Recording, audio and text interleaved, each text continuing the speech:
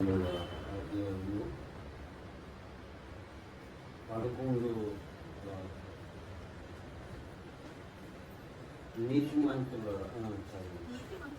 నీతిమంతులారా యెహోవాను బట్టి సంతోషించుడి, ఉల్లసించుడి. యథార్థ హృదయులారా మీరందరూ ఆనందగానము చేయండి. 33 కూడా నీతిమంతులారా యెహోవాను బట్టి ఆనందగానము చేయి. ప్రార్థన చేసి పరిశుద్ధుడైన దేవ, ఈ ఘనమైన గొప్ప నామానికి వేలాది స్తుతులు చెల్లిస్తున్నాం. మమ్మల్ని ఇంతవరకు సజీవులుగా భూమి మీద ఉంచి ప్రభా, మమ్మల్ని వాక్యం ద్వారా ప్రభా బ్రతికిస్తూ వస్తున్నావు. నీకే స్తోత్రం దేవానైనా. వచ్చిన ప్రతి బిడ్డని దీవించండి, ఆశీర్వదించండి. వాక్యం వివరించిన నాకు మీ కృపద ఇచ్చేయండి. మీ కృప ద్వారా ప్రభా దీన్ని వివరించే జ్ఞానం నాకు దయచేయండి. ప్రతి దోషాన్ని ప్రభా నీ రక్తంతో కడగండి. ప్రభా నీకే మహిమ ఘనత స్తుతులు చెల్లిస్తూ నజరేయుడైన యేసు క్రీస్తు సర్వశక్తి నామములో ప్రార్థిస్తున్నాము తండ్రి. నీతిమంతులారా యెహోవాను బట్టి సంతోషించుడి, ఉల్లసించుడి. యథార్థ హృదయులారా మీరందరూ ఆనందగానము చేయండి. ఇక్కడ భూమి మీద సంతోషించాలంటే ఒక వ్యక్తి నీతిమంతుడైతే తప్పితే సంతోషించలేదు. కొంతమంది సెలబ్రిటీలు ఎంతో సంతోషంగా కనపడతారు, కానీ మనకి వాళ్ళెంతో డ్యాన్స్ చేస్తూ ప్రభా ఎంతో పాటలు పాడుతూ ఉల్లాసంగా కనపడతారు, కానీ అదంతా తాత్కాలికం. వాళ్ళ ఎండింగ్ చాలా ఘోరంగా ఉంటుంది. మనం ప్రతి సెలబ్రిటీ ఎండింగ్ మనం స్టడీ చేసామంటే చాలా దుఃఖంతో వాళ్ళ ఎండింగ్ ఉంటుంది. కాబట్టి ఈ భూమి మీద సంతోషించాలంటే ఒకళ్ళు నీతిమంతులై ఉండాలి. నీతి అనేది మనకి ఎట్లా వస్తుంది? దేవుడు కొంతమందిని నీతిమంతులని అన్నాడు. నోవహు నీతిమంతుడు ఈ తరం వారిలో అని చెప్పాడు. నోవహుతో ఆ మాట స్టార్ట్ అయింది, నీతిమంతుడని. నీతి ఆయన్ని బ్రతికించింది. అందరు చనిపోయారు, కానీ నోవహు ఒక్కడే. మరి వాళ్ళు జలప్రళయం వచ్చినప్పుడు వాళ్ళు తలదాల్చుకొని దేవుడు మాట విన్నప్పుడు ఆయన చేయడం. కాబట్టి నీతిమంతుడు లోకంలో సంతోషంగా ఉండాలంటే, పరలోక రాజ్యాన్ని సంపాదించుకోవాలన్నా నీతిమంతుడు అవ్వాలి. నీతిమంతుడు ఎలా అవుతారు? మనం ద్వితీయోపదేశకాండం 6వ అధ్యాయం చివరి వాక్యం మనం చదివితే, ద్వితీయోపదేశకాండం 6వ అధ్యాయం చివరి వాక్యం,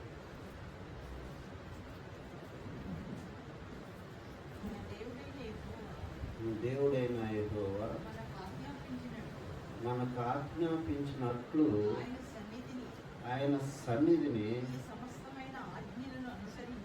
సమస్తమైన ఆజ్ఞల్ని అనుసరించి మనం నడుచుకున్నప్పుడు మనకి నీతి. కాబట్టి నీతి అనేది దేవుని ఆజ్ఞ, దేవుని మాట మీద, దాన్ని ఫాలో అవటం మీద, దాన్ని అనుసరించడం మీద, ఆ మాటకి భయపడి లోకంలో జీవించడం మీద నీతి అనేది ఆధారపడి ఉంటుందన్నమాట.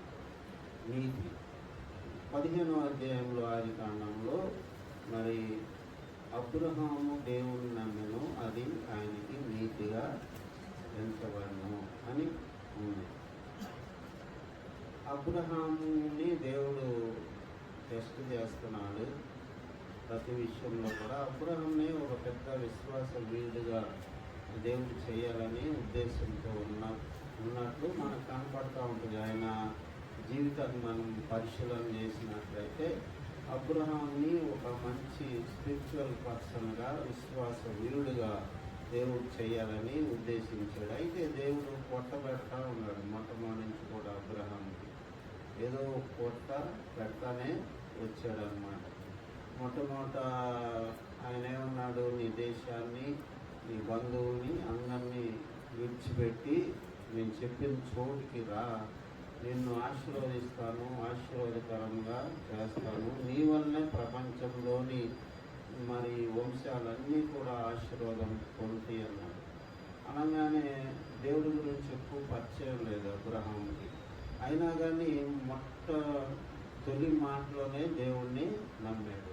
అంత మాత్రాన నీతిమంతుడని బైబిల్లో రాయబడలేదు. అట్లా చివరికి ఆయన హృదయంలో పెద్ద దుఃఖం ఉంది. దేవుడు హృదయాన్ని చూసే దేవుడు, పరిశీలన చేసి పరిశీలించే దేవుడని కీర్తన 7 అధ్యాయంలో మనం చూస్తాం. ఆయన అంతరంద్రియాల్ని, హృదయాన్ని పరిశీలన చేసి పరిశీలించే దేవుడు. అబ్రహాము హృదయంలో ఒక ప్రశ్న మిగిలిపోతూ ఉంది, అది చెప్పుకోవట్లా. మరి 15వ అధ్యాయంలో చెప్పుకున్నాడు దేవుడికి, మరి అబ్రహాము నేను నీకు కేడెము అని దేవుడు మాట్లాడినప్పుడు, ప్రభు అయిన యెహోవా నీవు నాకు ఏమిచ్చినా ఏం ప్రయోజనము, నాకు వారసుడు లేడు కదా, నా దాసుడైన ఎలియాజరే నా ఆస్తి అంతటికీ వారసుడు అవుతాడు కదా అని అన్నప్పుడు ఆయన బయటికి తీసుకొచ్చాడు. బయటికి తీసుకొచ్చి ఈ నక్షత్రాలన్నింటినీ నువ్వు లెక్క పెట్టమన్నాడు, నీకు ఓపుకుంటా అని చెప్పి నీ సంతానం ఆ రీతిగా నేను చేస్తానన్నప్పుడు అబ్రహాము హృదయంలో ఎప్పుడు ఇంకా విచారం లేదు. ఆ సంతానాన్ని గురించి విచారమే లేదన్నమాట అబ్రహాం. అయితే తర్వాత శారా మాట విని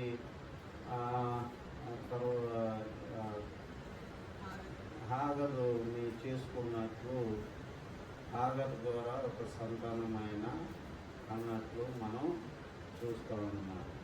అయితే ఏంటంటే అబ్రహాం వారికి చాలా తృప్తిగా ఉన్నాడు. 15వ అధ్యాయంలో దేవుడు మాట్లాడిన తర్వాత చాలా తృప్తిగా ఉన్నాడు. బహుశా హాగర్ సలహా ఇచ్చినప్పుడు మరి ఇదేనేమో దేవుని ప్లాన్ అని అనుకున్నాడేమో, మనకైతే తెలియదు. శారా చెప్పినట్లు ఆ విధంగా నాకు సంతానం ఇస్తాడేమో అని అనుకున్నాడు. కాబట్టి ఇక్కడ మరి అబ్రహాము దేవుణ్ణి పూర్తిగా నమ్మాడు. నమ్మటం అంటే మాటలు కాదు. ఆ వయసులో నేను నీకు సంతానం కలుగు చేస్తానంటే నమ్మాడు అబ్రహాము. నాకు సంతానం వచ్చినట్లే అని నమ్మాడన్నమాట. రోమా 4లో ఉంటుందన్నమాట. నిరీక్షణకి ఆధారం లేనప్పుడు అబ్రహాము దేవుణ్ణి నమ్మాడని మనం చూస్తాము.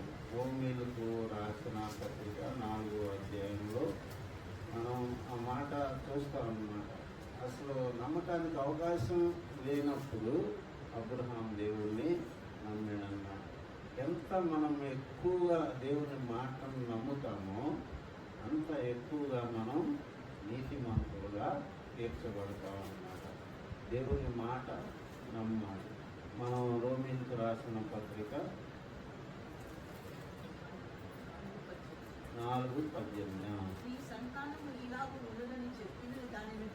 నీ సంతానం ఇలాగ ఉండునని చెప్పిన దాన్ని బట్టి తాను అనేక జన్మలకు తండ్రి అగునట్లు నిరీక్షణకు ఆధారం లేనప్పుడు అతడు నిరీక్షణ కలిగి నమ్మాడు. ఉదాహరణకి దేవుడు వచ్చి నీకు ఆకాశంలో పెద్ద బిల్డింగ్ కట్టిస్తానంటే నమ్ముతాడు. అప్పుడు దానికి ఎట్లా ఎట్లా వెళ్ళాలి అని ప్రశ్న కూడా వేయలేదు. నిరీక్షణకి ఆధారం లేదు. ఆధారం లేకపోయినా కానీ దేవుణ్ణి నమ్మాడు కాబట్టి అతను నీతిమంతుడుగా మరి తీర్చబడ్డాడు. అయితే కొత్త నిబంధన గ్రంథం ఏం చెప్తుందంటే రోమీయులకు రాసిన పత్రిక 5వ అధ్యాయం 9వ వాక్యం అక్కడే ఉంది. కాబట్టి ఆయన రక్తం వలన ఇప్పుడు నీతిమంతులుగా తీర్చబడి మరింత నిశ్చయంగా ఆయన ద్వారా ఉగ్రత నుంచి రక్షింపబడుతుంది. కాబట్టి నీతి అనేది మొట్టమొదటిలో ఆయన ఆజ్ఞలు కట్టడాలని అనుసరించడం ద్వారా నీతిమంతులుగా. ఉదాహరణకి నోవహుకి దేవుడు ఏం చెప్పాడు, ఆజ్ఞలు కట్టడాలన్నీ ఏమి ఇవ్వాల. అసలు వర్షాలే లేని కాలంలో, నీళ్ళే లేని కాలంలో మరి నోరు చెప్పాడు, ఒక పెద్ద ఓడ కట్టించు, నేను జలప్రలయంతో అందరినీ ముంచివేస్తాను, ఇష్టం వచ్చిన వాళ్ళే రమ్మని చెప్పని అన్నప్పుడు నోహు నమ్మాడన్నమాట. ఒక కష్టమైన మాట నమ్మటమే దేవుని మాటని, అదే నీతి అన్న. అట్లాగా నోహు నీతిమంతుడయ్యాడు. ఇప్పుడైతే ఆయన రక్తంతో కడగబడితేనే కానీ నీతిమంతుడుగా మారు. అప్పుడే మనకి సంతోషం, ఆనందం అన్నమాట. మనం నీతిమంతులం కాకుండా ఈ లోకంలో సంతోషించలేం, పరలోకానికి పోలేము. కాబట్టి ఎప్పటికప్పుడు నీతిమంతుడయ్యే ఏర్పాటు యేసు ప్రభునందు తండ్రి అయిన దేవుడు మన పట్ల చేసేవాడు. ఎట్లాగో ప్రకటన గ్రంథం 7వ అధ్యాయంలో మనం ఏం చూస్తాము, 13వ వాక్యము 11వ వాక్యంలో, అయ్యా తెల్లని వస్త్రములు ధరించుకున్న వీరెవ్వరు అని మరి యోహోను దూతను అడిగితే 13వ వాక్యం, పెద్దల్లో ఒకడు తెల్లని వస్త్రములు ధరించుకొని ఉన్న వీరెవరు, ఎక్కడి నుండి వచ్చిరని నన్ను అడిగాను. అందుకు నేను, అయ్యా నీకే తెలియననగా అతడు ఇలాగూ నాతో చెప్పాను, వీరు మహాశ్రమం నుండి వచ్చిన వారు గొర్రె పిల్ల రక్తంలో తమ వస్త్రములు ఉతుక్కొని వాటిని తెలుపు చేసి. కాబట్టి మళ్ళీ రక్తం వల్ల నీతిమంతులు అంటే ఒకేసారి కాదు. రక్తం వల్ల నీతిమంతులు ఒకేసారి నా ప్రభువా నా పాపాన్ని క్షమించు, నీ రక్తంతో నన్ను కడుగు, నన్ను శుద్ధినిగా చెయ్యి అంటే ఒకేసారి నీతిమంతులు కాదు. ఎప్పటికప్పుడు రక్తంలో మనం కడగబడతా ఉండాలి. ఎంత కడగబడతా ఉంటే అంతగా ఆయన స్వరూపంలోకి మార్చబడతా ఉంటాం. అది తండ్రి అయిన దేవుడు కుమారుడైన యేసు క్రీస్తు ద్వారా మానవుడికి ఇచ్చిన ఒక గొప్ప బహుమానం, అవకాశం అనుకోవచ్చు, ఏమన్నా అనుకోవచ్చు. కాబట్టి మనం ఈ లోకంలో ఆయన రక్తంతో కడగబడకుండా మనం ఆయన ఆజ్ఞలు అంత మాత్రాన ఆయన ఆజ్ఞలు కట్టడాలని గైకొనకుండా ఉండాలనేది ఏం లేదు. అది ఎప్పటికీ జనరల్ రూల్ అన్నమాట. ఆయన ఆజ్ఞలు కట్టడాలు గైకొనడం అనేది దేవుడు పెట్టిన జనరల్ యూనివర్సల్ రూల్ అన్నమాట. మనం చూస్తే యోహాను సువార్త 14:21లో నన్ను ప్రేమించువాడు నా ఆజ్ఞలు గైకొను. కాబట్టి ఆయన ఆజ్ఞలు గైకొనాలి, ఆయన రక్తంతో కడగబడతా ఉండాలన్నమాట. కాబట్టి నూతన నిబంధన సంఘానికి దేవుడి పరిశుద్ధాత్మని ఇచ్చి ఎప్పటికప్పుడు పరిశుద్ధాత్మ చేసే పని ఏంది, మనం ఎప్పుడు చిన్న తప్పు చేసినా కానీ ఎమ్మటి నేను ఇది చేస్తున్నామని మనం ఒప్పిస్తూ ఉంటాడు. వెంటనే యేసు ప్రభు రక్తం మనకి అవైలబుల్గా ఉంటుంది. మనం పాట కూడా పాడుకుంటాం, ఇమ్మానుయేలు రక్తం ఇంపైన ఊటాగా. కాబట్టి మరి ఆయన నీతిమంతులం కాకుండా దేవుని యొక్క సంతోషం, ఆనందం అనేది భూమి మీద ఉండదన్నమాట. ఆర్టిఫిషియల్గా ఎంతోమంది సంతోషంగా ఉన్నట్టు కనపడుతూ ఉంటారు మనకి. అసలు వాళ్ళ సంతోషం చూస్తే సంతోషం అంటే ఇదే అనిపిస్తూ ఉంటుంది. ఉదాహరణకి ఆ యొక్క సినిమా యాక్టర్లు ఫ్యామిలీలు విమానాల్లో దిగి కొనుక్కొని కుటుంబం అంటే ఇదిరా బాబు అనిపిస్తున్నాను. కానీ అక్కడ ఒకరికొకరు సంబంధం ఉండదు. ఆ విమానం ఎక్కినంతసేపు దిగినాక ఏడు దారి ఆడదే. ఎందుకంటే వాళ్ళది పెద్ద పెద్ద గదులు, బిల్డింగ్స్ ఉంటాయి కాబట్టి కలిసి ఉంటారు. కాబట్టి ఓడకట్లా మనకి కనపడతాం. ముఖేష్ అంబానీ ఫంక్షన్ చూస్తే కుటుంబం అంటే ఏళ్ళదేరా, అంత సంతోషం ఏమిటి, ఎంత డబ్బులు ఉన్నాయి అనుకుంటాం. కానీ అక్కడ కార్లన్నీ ఊరకనే పడి ఉంటాయి. మనిషికి కావాల్సింది ఒక కారేగా ఎన్నో వందల కార్లు ఉంటాయి. కాబట్టి యేసు ప్రభు లేకుండా ఈ లోకంలో ఆనందం అనేది ఉండటానికి అవకాశం లేదు. ఇది హృదయంలో సంతోషం.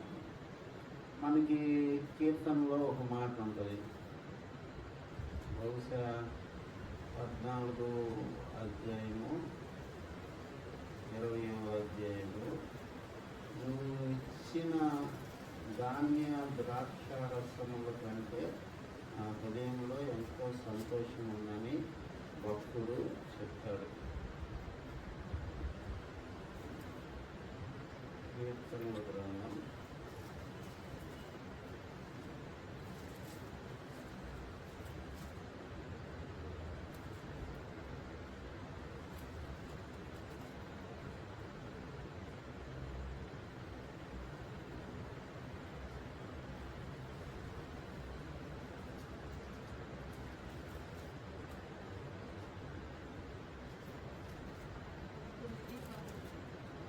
19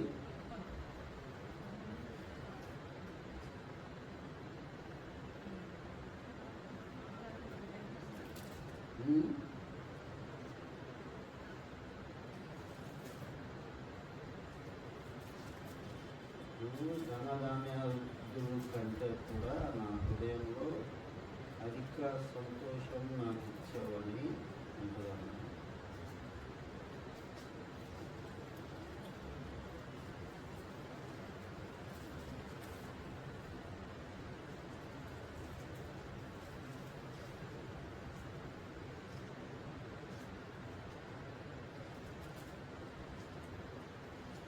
అందరికీ తెలిసిన వాక్యమే, తర్వాత చూసుకున్నాం. కాబట్టి నా హృదయంలో ఈ ధాన్యాలు ద్రాక్ష రసం కంటే నా హృదయంలో అధికమైన సంతోషం నువ్వు ఇచ్చావని భక్తుడైన దావీదు ఆ కీర్తనలో రాస్తాడు ఒక వాక్యంలో. కాబట్టి మరి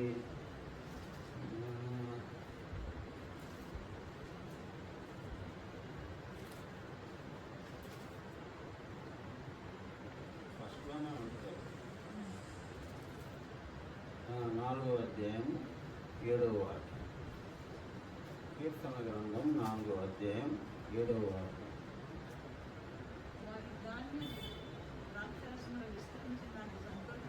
వారి ధాన్య ద్రాక్షారసములు విస్తరించిన వాటి సంతోషం కంటే అధికమైన సంతోషము నీవు నాకు హృదయంలో పుట్టించు.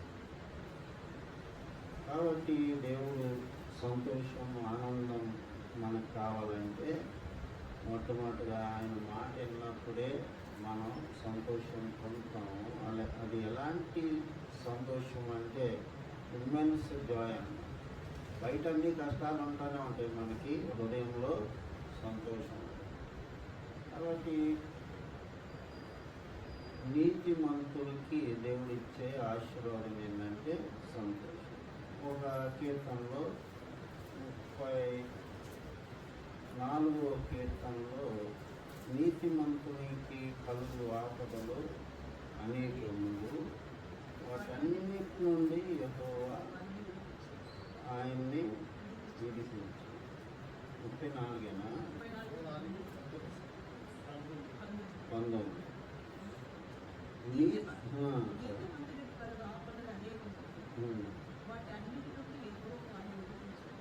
కాబట్టి ఎప్పుడన్నా ఆపద వచ్చినా కానీ నీతిమంతుడికి దేవుడు అన్నిటి నుంచి కూడా ఒక్కటి కూడా విడిచిపెట్టకుండా అన్నిటి నుంచి విడిపించే నమ్మకమైన దేవుడై ఉంటాడు. కాబట్టి ఒక ఆపద నుంచి మనకి, ఒక వ్యాధి నుంచి, ఒక బాధ నుంచి మనకి విడుదల వచ్చినప్పుడు ఎంత సంతోషం వస్తుంది.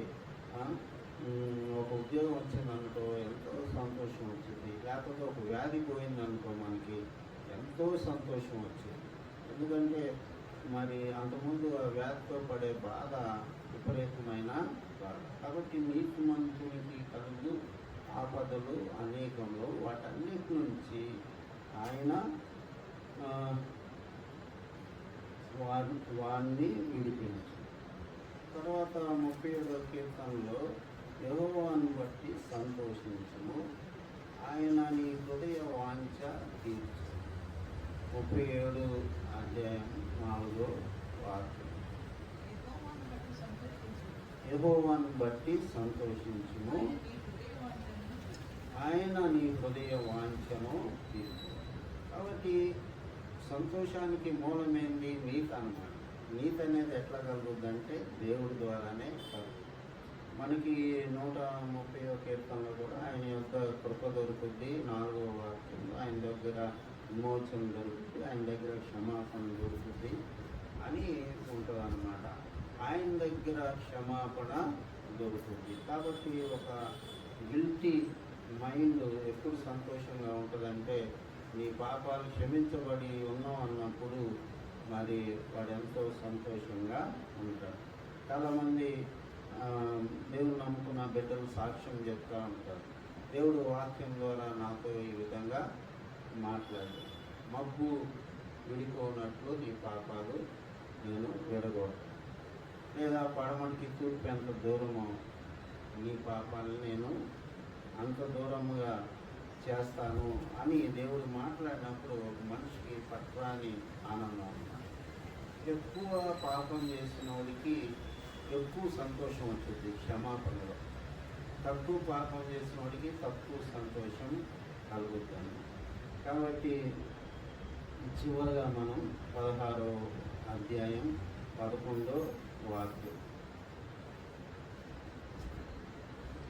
జీవ మార్గమును నీవు నాకు తెలియజేశావు, నీ సన్నిధిని సంపూర్ణ సంతోషము కలదు, నీ కుడి చేతిలో నిత్యము సుఖములు కలదు. తర్వాత మనం చూసినట్లయితే మత్తయి సువార్తలో జ్ఞానులు ఆ యేసు ప్రభువుని చూసి పిల్లోని ఆనందభరితులయ్యారని ఉంటుంది. అంటే అక్కడ డివైన్ అట్మాస్ఫియర్ చూసి అక్కడ మరి వాళ్ళు అనుకున్నది సాధించారు. ఒకటి ఆ దేవుణ్ణి చూడగలిగామని వాళ్ళు మిక్కిలి ఆనందభరితులయ్యారని ఉండదు. చూడండి అని మత్తయి సువార్త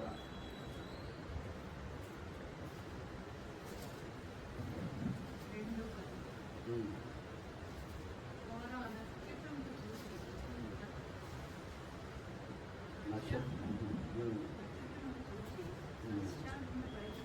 అత్యానంద భక్తులై ఇంట్లోనికి వచ్చి తల్లి అయిన మరియను ఆ శిశువును చూసి సాగిలపడి ఆయన పూజించి పెట్టెను విప్పి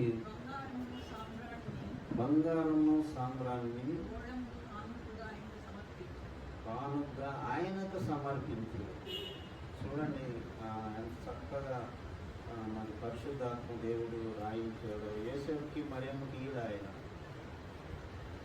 పిల్లోడు పోగొట్టుకుంటాడని వాళ్ళు చెప్తేమి పాదాల దగ్గర పెట్టుకుంటారు నేను అనుకో. కాబట్టి మరి దేవుడు దగ్గరే ఆనందం అనేది సంతోషం అనేది ఉంది. మరి నీతిమంతులు సంతోషంగా ఉంటారు. నీతిమంతులు అంటే ఎప్పటికప్పుడు ఆయన రక్తంలో పాపం కడుక్కున్న వాళ్ళు నీతిమంతులు.